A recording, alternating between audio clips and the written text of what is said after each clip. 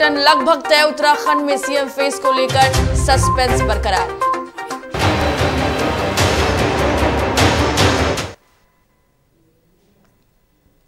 नमस्कार, डीटीवी भारत में आपका स्वागत है। मैं हूं पूजा वर्मा। शुरुआत करते हैं खबरों की।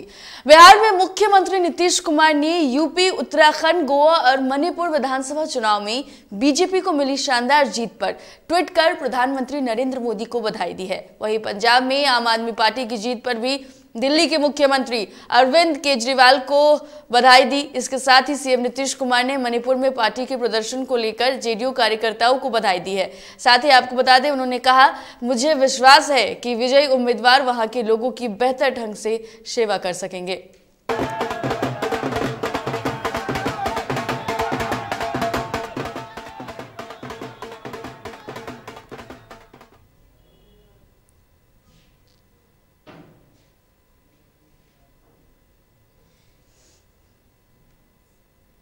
चलिए, बड़ी खबर आपको इस वक्त की बता देते हैं। 4 राज्यों में प्रचंड जीत के बाद मिशन गुजरात में जुटी बीजेपी। बड़ी खबर आपको इस वक्त की बता रहे हैं, जहां 4 राज्यों में प्रचंड जीत के बाद मिशन गुजरात में अब बीजेपी जुट गई है। अब गुजरात विधानसभा चुनाव में आपको बता दें कि पीएम मोदी जुट गए हैं। तो गुजरात में 2 दिवसीय दौरे पर रहेंगे पीएम मोदी। बड़ी खबर आपको इस वक्त की बता रहे हैं, जहां गुजरात में प्रधानमंत्री नरेंद्र मोदी 2 दिवसीय दौरे पर रहेंगे। पीएम मोदी आज करेंगे मेगा रोड शो। बड़ी खबर इस वक्त की, जहां पीएम मोदी आज मेगा रोड शो करने वाले हैं। तो देखिए, विधानसभा चुनाव में 4 राज्यों में प्रचंड जीत हुई है बीजेपी की। ये किसी ने सोचा नहीं था कि 4 राज्य में बीजेपी कब्जा कर लेगी। हालांकि उत्तर प्रदेश को लेकर के जरूर भरोसा था, लेकिन इस तरीके से जनता ने बीजेपी को समर्थन दिया। गदगद है बीजेपी अपनी जीत से। और देखिए, प्रधानमंत्री नरेंद्र मोदी अब 2 दिवसीय गुजरात दौरे पर हैं। पीएम मोदी आज मेगा रोड शो करने वाले हैं। एक तरफ जनता को कहीं ना कहीं धन्यवाद जरूर करेंगे, जिस तरीके से बीजेपी की प्रचंड जीत हुई है। जीत में जनता ने पूरा समर्थन दिया।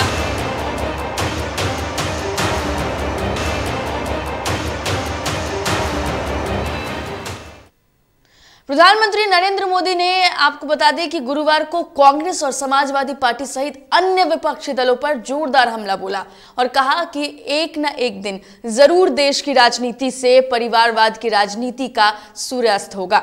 उन्होंने कहा कि 5 राज्यों के विधानसभा चुनाव में देश के मतदाताओं ने सूझबूझ का परिचय देते हुए ऐसा भविष्य की ओर इशारा भी कर दिया है। भाजपा की जीत के बाद पार्टी मुख्यालय में आयोजित एक कार्यक्रम को संबोधित करते हुए प्रधानमंत्री ने परिवारवाद की राजनीति को अपनी सबसे बड़ी चिंता बताई और कहा कि इसका मतलब यह नहीं कि वह किसी परिवार के खिलाफ है या किसी से उनकी व्यक्तिगत दुश्मनी है।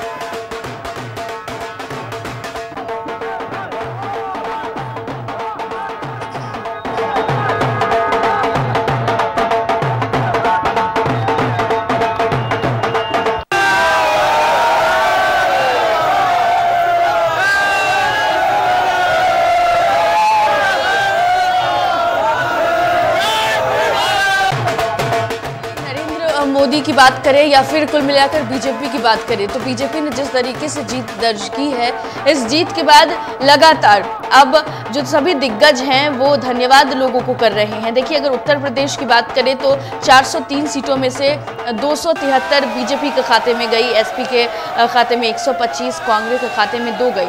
वहीं अगर हम जिक्र करें उत्तराखंड की, तो उत्तराखंड में भी बीजेपी ने शानदार प्रदर्शन किया। यहाँ भी 70 सीटों में बीजेपी ने 47 पर कब्जा किया।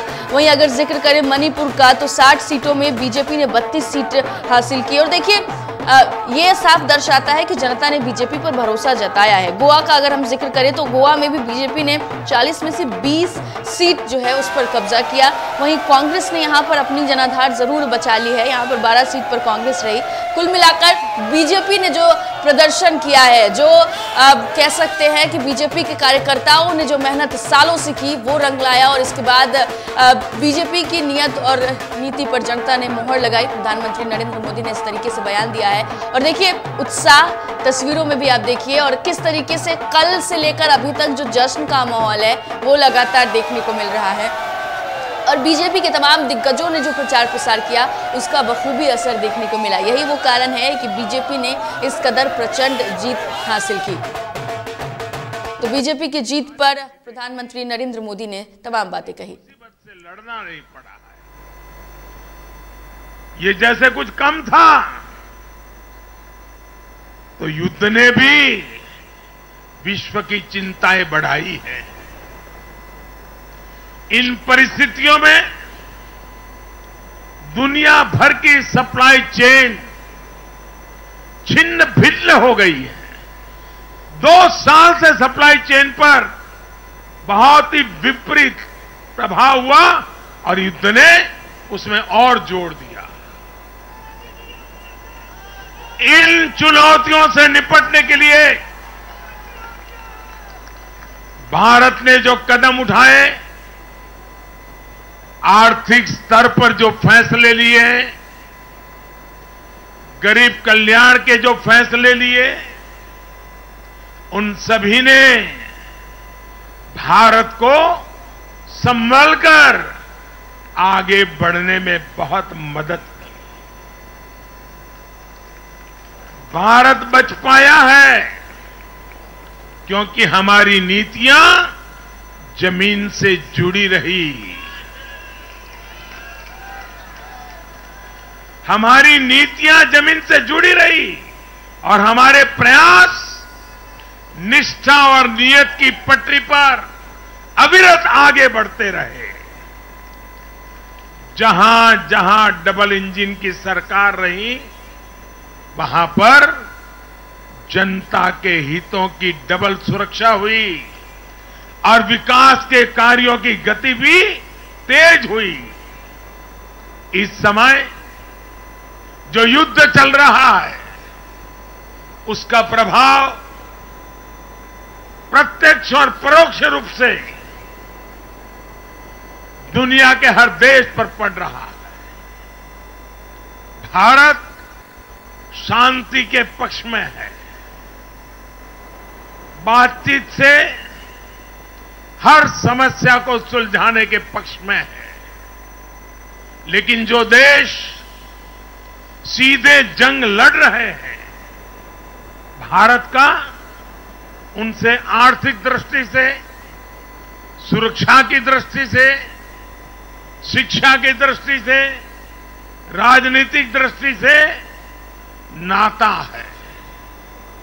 भारत की बहुत सारी जरूरतें इन देशों से जुड़ी हुई हैं। भारत बाहर से जो कच्चा तेल मंगाता है, पाम ऑयल मंगाता है, सनफ्लावर ऑयल मंगाता है, उसकी कीमत भी अंतर्राष्ट्रीय बाजार में बहुत तेजी से बढ़ रही है। कोयला हो, गैस हो, फर्टिलाइजर हो, सभी की कीमतों में पूरी दुनिया में कल्पना बाहर का उछाल आ रहा है। युद्ध के कारण पूरी दुनिया में महंगाई बढ़ रही है। विकासशील देशों को विशेष रूप से कठिनाई का सामना करना पड़ रहा है। साथियों, इस वैश्विक संदर्भ में इन कठिनाइयों के बीच इस बार के बजट पर नजर डालें तो एक विश्वास पैदा होता है। देश आत्मनिर्भर भारत अभियान के मार्ग पर। यूपी में मिली ऐतिहासिक जीत के बाद सीएम योगी आदित्यनाथ ने कार्यकर्ताओं को संबोधित करते हुए उनका आभार जताया। साथ ही उन्होंने कहा कि जनता जनार्दन ने हमें आशीर्वाद दिया है। साथ ही सीएम योगी ने पीएम मोदी सहित राष्ट्रीय अध्यक्ष जेपी नड्डा का भी आभार जताया। उन्होंने कहा कि यूपी पर विशेष रूप से पूरी दुनिया की निगाहें थी। 7 चरणों में हुए मतदान पहली बार शांतिपूर्ण तरीके से हुए। विकास और सुशासन को एक बार फिर से जनता जनार्दन ने अपना आशीर्वाद दिया है। मैं इस अवसर पर सबसे पहले आदरणीय प्रधानमंत्री जी का, आदरणीय राष्ट्रीय अध्यक्ष जी का, माननीय गृह मंत्री जी, माननीय रक्षा मंत्री जी, और अपने उन सभी नेताओं का हृदय से अभिनंदन करता हूं जिनके नेतृत्व में भारतीय जनता पार्टी प्रचंड बहुमत के साथ 4 राज्यों में पुनः अपनी सरकार वापस लाने में सफल रही है। उत्तर प्रदेश विधानसभा चुनाव के नतीजे आने के बाद प्रदेश में एक बार फिर पूर्ण बहुमत की सरकार बनने जा रही है। बीजेपी सांसद हेमा मालिनी ने कहा है कि उन्हें पहले से पता था कि प्रदेश में बीजेपी की सरकार बनेगी। चुनाव होता रहता है, हमारी सरकार ने गरीब कल्याणकारी योजनाएं और चौमुखी विकास कराया है, महिलाओं के लिए सुरक्षा कानून में काम किया है। तमाम बातें हेमा मालिनी ने कही। सुरक्षा, किसानों के लिए, गरीब लोगों के लिए, हर किस्म का मैं अभी बता नहीं सकती, मुझे इतना हर क्षेत्र में काम किया है। ऊपर से हमारे प्रधानमंत्री पूरे 7.5 साल में अभी इतना बदलाव लेकर आए हैं। तो ये सब सारी जनता जानती है, देश की जनता जानती है कि हमारे उत्तर प्रदेश में योगी सरकार और केंद्र में मोदी जी का रहना इतना ज़रूरी है। इसके लिए सब जो भी हमारे विधायक हैं यहाँ पूरे उत्तर प्रदेश में, वो पूरा योगी जी को ध्यान में रखते हुए, मोदी जी को ध्यान में रखते हुए वोट दिया है और भरोसा है उनको। लेकिन उनके सपने में आया, मेरे सपने में आया, मेरे लिए कहा कि हम ही आएंगे, आपके बीजेपी आएगी करके मुझे उन्होंने आशीर्वाद दिया भगवान से। 5 राज्यों के विधानसभा चुनाव के नतीजे आ चुके हैं। बीजेपी ने इन चुनाव में शानदार प्रदर्शन करते हुए 4 राज्यों में प्रचंड बहुमत हासिल किया। पार्टी को उत्तर प्रदेश, उत्तराखंड, मणिपुर और गोवा में बहुमत मिली है। पार्टी की सफलता के बाद इन प्रदेश से लेकर दिल्ली तक में बीजेपी नेताओं के बीच बैठकों का दौर भी शुरू हो गया है। इनमें से 3 राज्यों में तो सीएम को लेकर स्थिति एकदम साफ है, लेकिन उत्तराखंड में सस्पेंस बरकरार है।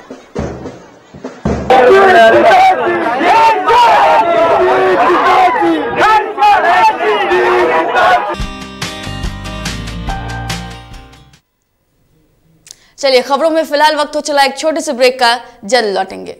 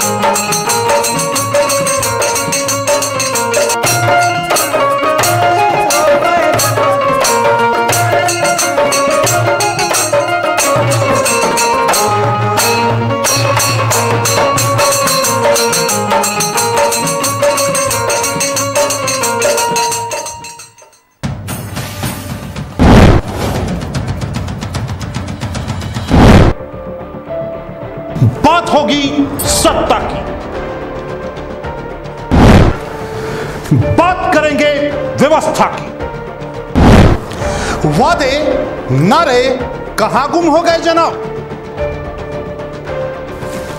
किसान, मजदूर, नौजवान सब हैं परेशान। बेरोजगारी, पलायन आज भी है बरकरार।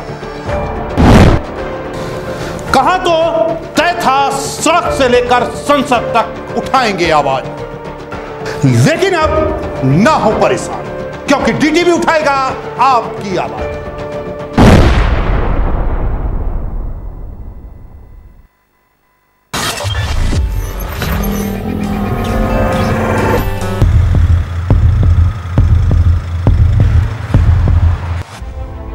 खबरें तमाम देश के नाम, हर सुबह हर शाम हमारी मुहिम से मिले नई पहचान। बिगड़े हालातों में भी बेहतर परिणाम। रहेंगे हर पल आपके साथ। स्थितियां जो भी हों, आप तक खबरें पहुंचाएंगे। कोरोना जैसे संकट में न दूर थे न दूर जाएंगे। समाज से जुड़े हर मुद्दे को उठाएंगे। अगर होगा गलत तो मुहिम चलाकर विरोध भी जताएंगे। पत्रकारिता का हर फर्ज निभाएंगे, क्योंकि हम हैं DTV भारत।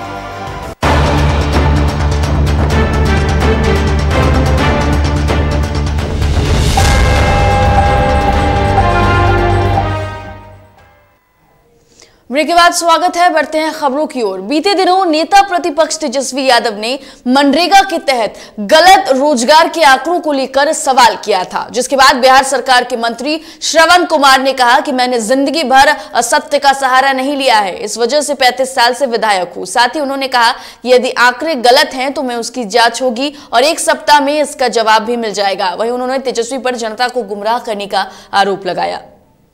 में भी काम करने का मौका मिला है, लेकिन कभी भी मैंने अपने जीवन में असत्य का सहारा नहीं लिया और सत्य का सहारा लेकर आज इस सदन में मैं 7वीं बार लगातार जीत करके आया हूँ। अगर असत्य का सहारा लेता तो 1 बार 2 बार जीतता, लेकिन सत्य का सहारा बिहार के बड़े पंचायत में हमने 7 बार जीत करके अपनी उपस्थिति दर्ज की है। ये बिहार की जनता का, अपने क्षेत्र की जनता का प्यार है और मैं समझता हूँ जो मैं सत्य बोलता हूँ उसका ही परिणाम है।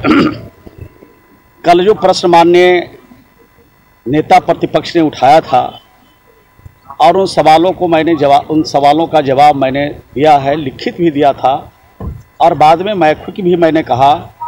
जो पूरक सवाल उन्होंने उठाया उस पर मैंने कहा कि जो मैंने जवाब आपको दिया है वो सही है और अगर आपको लगता है कि आंकड़े गलत हैं तो मैं उसकी जांच कराऊंगा और एक सप्ताह में हम फलाफल से सदन को अवगत कराऊंगा, आपको भी अवगत कराऊंगा।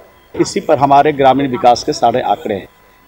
तो सदन को और सदन में जिस तरह से सरकार को वो हेकल करना चाहते हैं, अपनी असत्यता से सत्यता प्रमाणित करके बिहार की जनता को गुमराह करना चाहते हैं। बिहार विधानसभा में अध्यक्ष के कक्ष में एक बैठक हुई।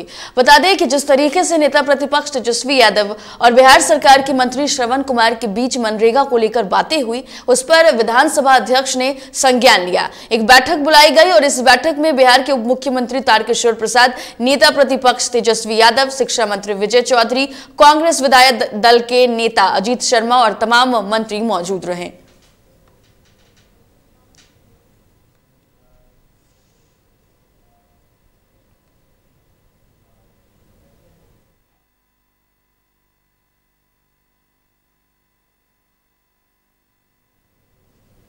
बिहार में विधान परिषद चुनाव के नामांकन की प्रक्रिया की शुरुआत हो चुकी है। इस बीच बेगूसराय में पूर्व विधान पार्षद रजनीश कुमार ने नामांकन किया। ये लगातार तीसरी बार चुनाव मैदान में उतर रहे हैं। नामांकन कराने के बाद पूर्व विधान पार्षद ने बताया है कि इस बार फिर से वो प्रधानमंत्री नरेंद्र मोदी का सपना, एक मजबूत पंचायती राज के निर्माण में अपना अहम योगदान देंगे। खगड़िया के त्रिस्तरीय पंचायत प्रतिनिधियों के समर्थन से इस चुनाव मैदान में तीसरी बार हूं और जो बेगूसराय खगड़िया के पंचायत प्रतिनिधियों का जो जोश है, मुझे लगता है कि राष्ट्रीय जनतांत्रिक गठबंधन के उम्मीदवार के रूप में मेरी पुनः इस बार जीत होगी और बिहार विधान परिषद में अपने आदरणीय नेता माननीय मुख्यमंत्री श्रीमान नीतीश कुमार जी का, अपने उप मुख्यमंत्री आदरणीय तारकिशोर प्रसाद जी का, आदरणीय श्रीमती रेणु देवी जी का और जो सपना हमारे माननीय प्रधानमंत्री ने देश के लिए देखा है, मजबूत पंचायती राज का एक निर्माण करने के लिए, ग्रामीण विकास का पंचायती राज के माध्यम से करने का सपना हमारे माननीय प्रधानमंत्री देश भर में जो देखे, उसको पूरा करने में एक सिपाही की तरह मैं लगूं। दरभंगा में एमएलसी चुनाव को लेकर लोक जनशक्ति पार्टी रामविलास के उम्मीदवार विपिन पाठक ने नामांकन किया। इस दौरान पार्टी के कई कार्यकर्ताओं और पदाधिकारी उपस्थित रहे। जिलाध्यक्ष देवेंद्र झा ने कहा है कि बिहार फर्स्ट बिहारी फर्स्ट का संकल्प एमएलसी चुनाव में जीतकर दरभंगा में आगाज किया जाएगा।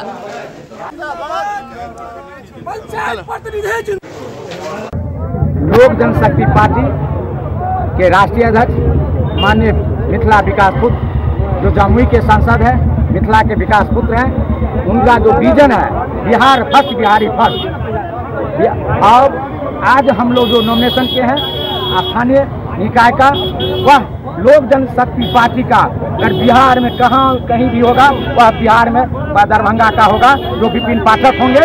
प्रतिनिधियों की समस्या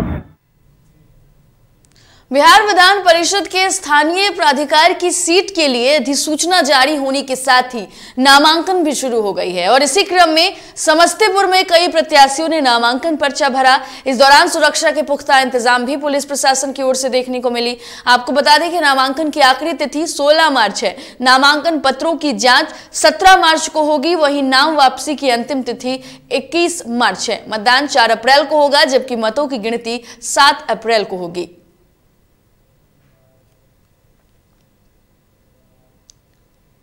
मोकामा टाल क्षेत्र के घोषवरी में मुख्यमंत्री के आगमन को लेकर कार्यकर्ताओं का उत्साह उफान पर है। आगामी 12 मार्च को नीतीश कुमार पार्टी कार्यकर्ताओं से मुलाकात कर उनका दुख दर्द साझा करेंगे। जेडीयू के पुराने कार्यकर्ताओं से सीएम की मुलाकात को लेकर तैयारियां शुरू हो गई है। घोषवरी प्रखंड कार्यालय के निकट समारोह की पूरी व्यवस्था की जा रही है। जेडीयू के बाढ़ जिला महासचिव कौशल कुमार ने समारोह की सफलता को लेकर पार्टी कार्यकर्ताओं को न्योता देने का बीड़ा उठाया है। मुख्यमंत्री जी का घोषवरी प्रखंड में आगमन होने जा रहा है।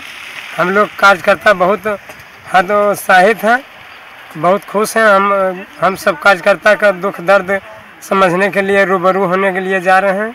हम उनका हार्दिक अभिनंदन और स्वागत करेंगे। खूब जोर शोर से सभी तैयारी चल रही है। खगड़िया के बंधन बैंक में बड़ी लूट की वारदात सामने आई। अपराधियों ने नगर थाने से कुछ ही दूर पर स्थित बैंक से 40 लाख रुपए की लूट को अंजाम दिया। बैंक कर्मियों के अनुसार 6 नकाबपोश अपराधी ने ग्राहकों को बंधक बनाया और बैंक गार्ड का सिर फोड़ डाला। वहीं घायल बैंक गार्ड ने बताया है कि अपराधियों ने उनकी राइफल तोड़ दी। सभी अपराधी 7 मिनट की लूट के बाद फरार हो गए। मेरा ये हाथ पकड़ के कपार पर कुंडा से मारा, एक आदमी से पकड़ लिया, तीसरा आदमी जो है हमको पिस्टल सटा था। कितने लोग थे वो लोग? 6 लोग थे। सब हथियार बंद थे? हाँ। लाइन में खड़ा कर दिया, उसके बाद एक सटा दिया और मेरे अंदर जो भी पॉकेट में सब उनको छीन लिया, ले लिया। कितना रुपया था? मेरा 25,000 रुपया था। पीएमसीएच अस्पताल के जीविका छात्रावास में चोरों ने इंटर्न डॉक्टर के मोबाइल टैब और ईयरफोन की चोरी की घटना को अंजाम दिया। सीसीटीवी कैमरे में संदिग्ध को देखा गया है। वहीं संदिग्ध फिर जब दूसरे दिन घड़ी चुराकर भाग रहा था तो छात्रों ने उसे पकड़ लिया, जिसके बाद थाने को सूचना देकर पुलिस के हवाले कर दिया गया। वहीं आरोपी से पूछताछ के बाद उसकी निशानदेह पर 3 और चोरों को गिरफ्तार किया गया है।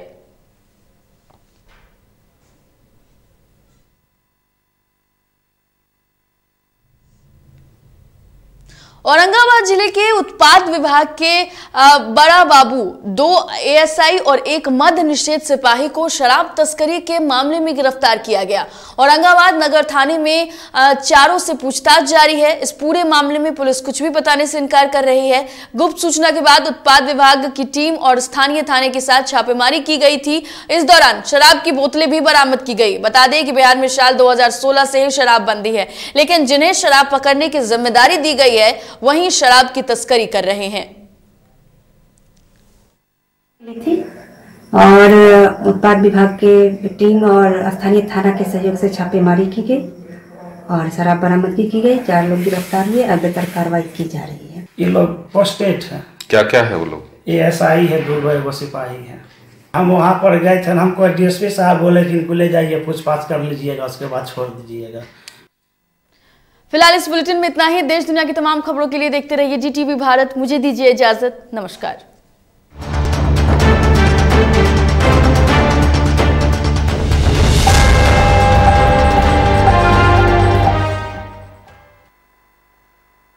DTV डीटीवी को बहुत बहुत बधाई देता हूँ और शुभकामनाएं प्रकट करता हूँ कि इलेक्ट्रॉनिक मीडिया में शिखर